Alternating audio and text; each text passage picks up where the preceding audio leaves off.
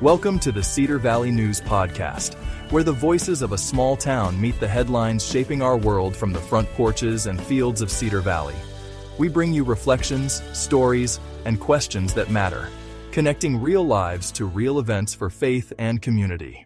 Walk hand in hand with today's headlines. This is a Cedar Valley News, sponsored by Readers and Writers Book Club.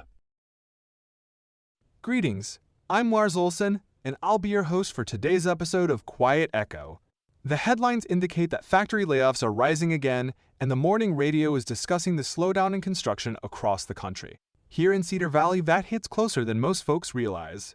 Every time someone's hours get cut or a contractor pauses a project, the ripple ends up right here at my counter in the hardware store. People stop by less often not because they've lost their will to work, but because work itself has become harder to find.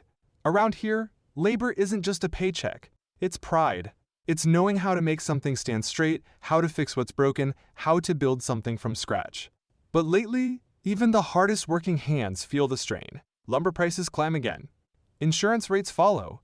Energy bills rock. Each small increase chips away at what it means to stay open, to stay steady, to keep the lights on. Still, this town keeps showing me something stronger than any economic strong resolve.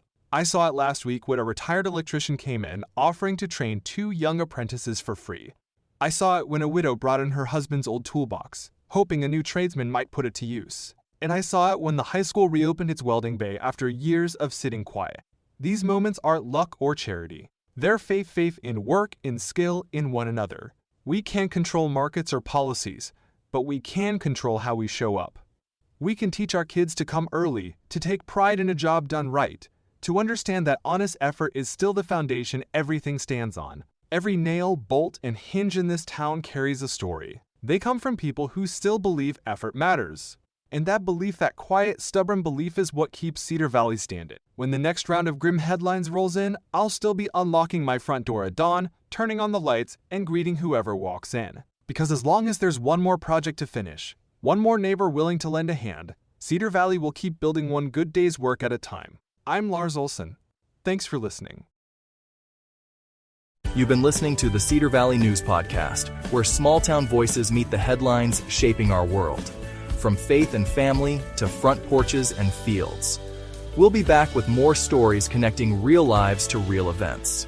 Until next time, keep your porch light on, your faith strong, and your heart open. This is Cedar Valley News, sponsored by Readers and Writers Book Club.